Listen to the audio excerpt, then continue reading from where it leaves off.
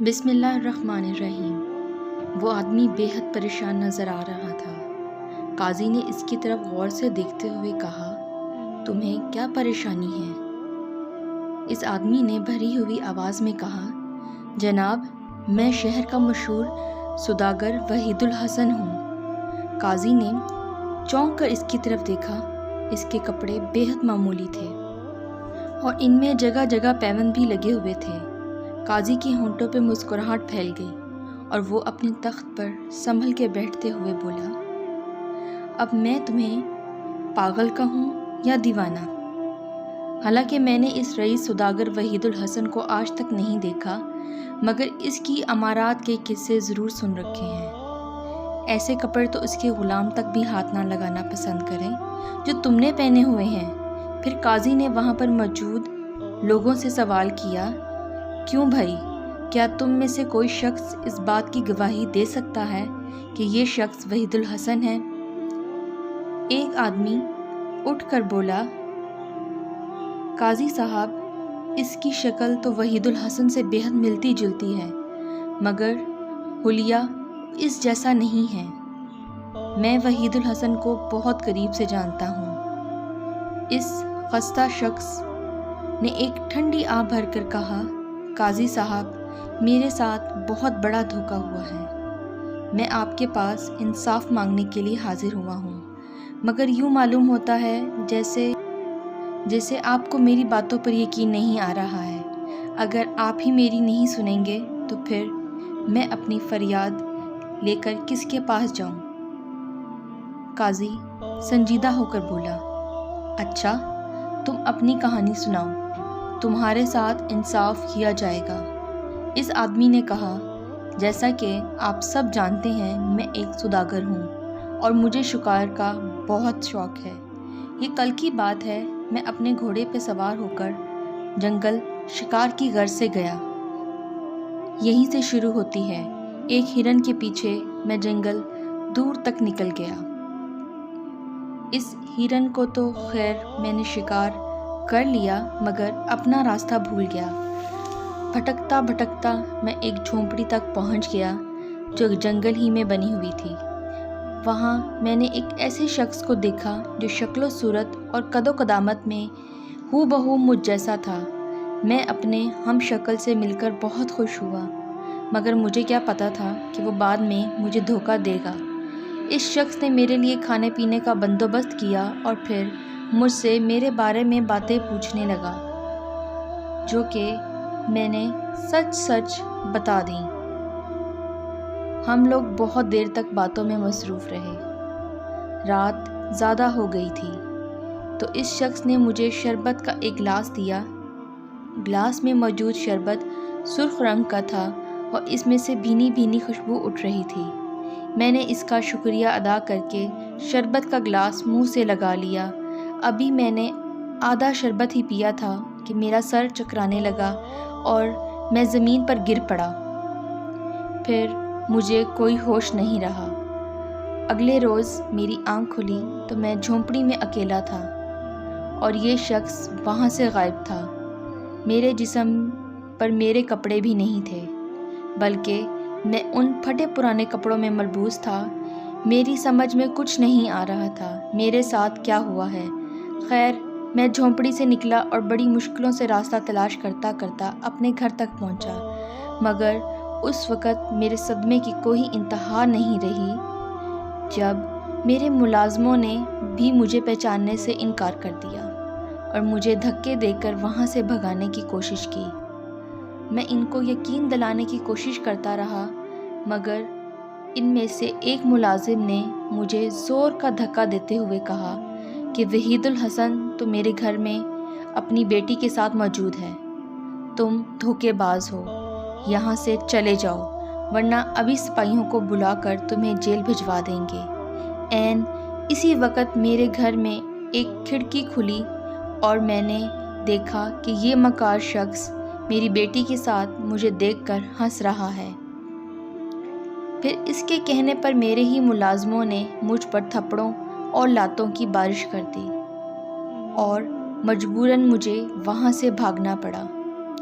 اب میں اپنی فریاد لے کر آپ کے پاس آیا ہوں اور انصاف کا طلبگار ہوں۔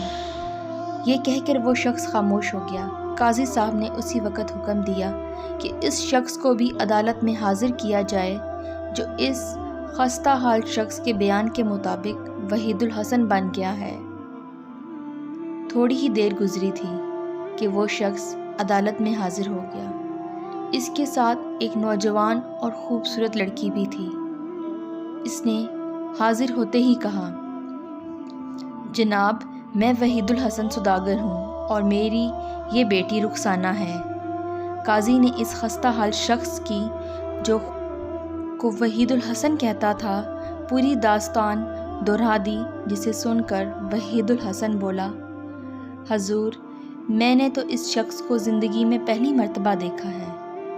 اس کی شکل حیرت انگیز طور پر مجھ سے مشابہت رکھتی ہے، مگر یہ شخص انتہائی چلاک لگتا ہے اور جھوٹ بولتا ہے۔ ان دونوں کی باتیں سن کر قاضی سخت الجھن میں مبتلا ہو گیا۔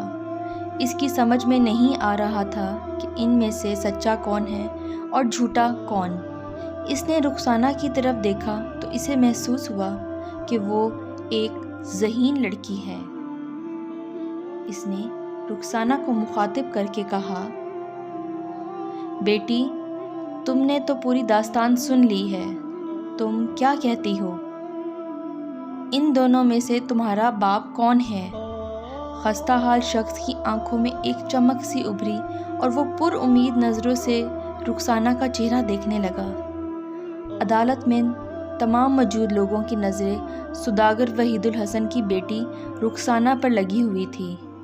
قاضی کا سوال سن کر رخسانہ کچھ دیر تو چپ رہی، پھر اس نے قاضی سے کہا، جناب صاحب، یہ پھٹے پرانے کپڑوں میں ملبوس شخص میرا باپ نہیں ہے، میرے ابا جان تو یہ ہیں۔ یہ کہہ کر رخسانہ نے بیش قیمت کپڑے پہنے ہوئے شخص کی گردن میں باہیں ڈال دیں اور جو رخسانہ کی بات سن کر مسکرانے لگا۔ رخسانہ کے فیصلے کو سن کر خستہ حال شخص کی آنکھوں میں آنسو بھر گئے۔ قاضی نے کہا، لڑکی، کیا تم اس سلسلے میں کوئی ثبوت مہیا کر سکتی ہو کہ یہ تمہارے ابا جان ہیں؟ لڑکی نے کہا، جی ہاں، میرا ثبوت ایسا ہوگا کہ اس سے دودھ کا دودھ اور پانی کا پانی الگ ہو جائے گا۔ آج سے تقریباً 5 برس پہلے کی بات ہے۔ میرے ابا جان کے ایک دشمن نے ان کے سامنے قسم کھائی تھی کہ وہ تلوار سے ان کی گردن اڑا دے گا۔ ظاہر ہے اس کی اس بات نے میرے ابا جان کو بہت پریشان کر دیا تھا۔ کیوں ابا جان، آپ پریشان ہو گئے تھے نا؟ رخسانہ نے پوچھا۔ اس کے باپ نے بڑے زور سے اسبات میں گردن ہلا دی۔ رخسانہ نے پھر اپنی بات شروع کی۔ اپنے دشمن کی بات سے ابا جان بہت پریشان رہنے لگے۔ ان کا کھانا پینا بھی چھوٹ گیا اور کاروبار بھی بہت بری طرح متاثر ہونے لگا۔ انہی دنوں میں میری ایک پری سے دوستی ہو گئی تھی۔ جب میں نے اس کو اپنی کہانی سنائی تو اس نے وعدہ کیا کہ وہ میرے ابا کی پریشانی دور کر دے گی۔ اس نے میرے ابا جان کی گردن پر اپنی جادو کی چھڑی لگائی اور بتایا کہ دنیا کی تیز سے تیز دھار والی تلوار بھی ان کی گردن کا کچھ نہیں بگاڑ سکتی۔ بہرحال ان کا دشمن تو ایک زور آسمانی بجلی گرنے سے جاں بحق ہو گیا، مگر اب میں ثبوت کے لیے یہی بات آپ کے سامنے پیش کر رہی ہوں۔ آپ جلاد کو بلوائیے اور میرے ابا کی گردن پر تلوار چلوائیے، ان کی گردن نہیں کٹے گی۔ بیش قیمت کپڑوں میں ملبوس شخص کا چہرہ سیاہ پڑ گیا تھا۔ قاضی نے فوراً جلاد کو بلوانے کا حکم دے دیا۔ رخسانہ دھیرے دھیرے مسکرانے لگی، پھر خستہ شخص سے مخاطب ہو کر بولی، اب تمہیں اپنے جھوٹ کی سزا مل جائے گی۔ تم میرے ابا کی جگہ حاصل کرنا چاہتے تھے نا؟ تھوڑی ہی دیر گزری تھی کہ سیاہ فام جلاد ہاتھ میں چمکدار تلوار لیے اندر داخل ہوا۔ قاضی نے اسے حکم دیا کہ وحید الحسن کی گردن پر پوری قوت سے وار کرے، مگر ابھی جلاد نے تلوار فضا میں بلند ہی کی تھی کہ وحید الحسن قاضی کے قدموں پر گر پڑا اور روتے ہوئے بولا، جلاد کو روکیے ورنہ میری گردن کٹ جائے گی، میں وحید الحسن سوداگر نہیں ہوں، وحید الحسن یہی آدمی ہے۔ قاضی نے سپاہیوں کو نقلی وحید الحسن کو گرفتار کرنے کا حکم دے دیا۔ رخسانہ دوڑ کے اس خستہ حال شخص کے سینے سے لگ گئی، پھر اس نے قاضی کو بتایا کہ وہ بھی یہ فیصلہ نہ کر پا رہی تھی، اس کا باپ کون سا ہے، اس لیے اس نے ایک کہانی گھڑ لی تھی۔ قاضی نے رخسانہ کی عقل مندی کے اعتراف کے طور پر اسے اپنی طرف سے 500 اشرفیاں انعام میں دے دیں۔ اس کی ذہانت کی وجہ سے ایک الجھا ہوا مقدمہ منٹوں میں حل ہو گیا تھا۔ اسی روز پورے شہر میں اس عجیب و غریب مقدمے کی تفصیل پھیل گئی۔ وحید الحسن سوداگر واپس اپنے گھر پہنچ چکا تھا اور اس بات پر پھولا نہیں سما رہا تھا کہ خدا نے اسے رخسانہ جیسی ذہین بیٹی عطا کی ہے۔ مزید اس طرح کی کہانیوں کے لیے چینل کو سبسکرائب کر دیں اور بیل نوٹیفیکیشن کے بٹن کو آن کر دیں۔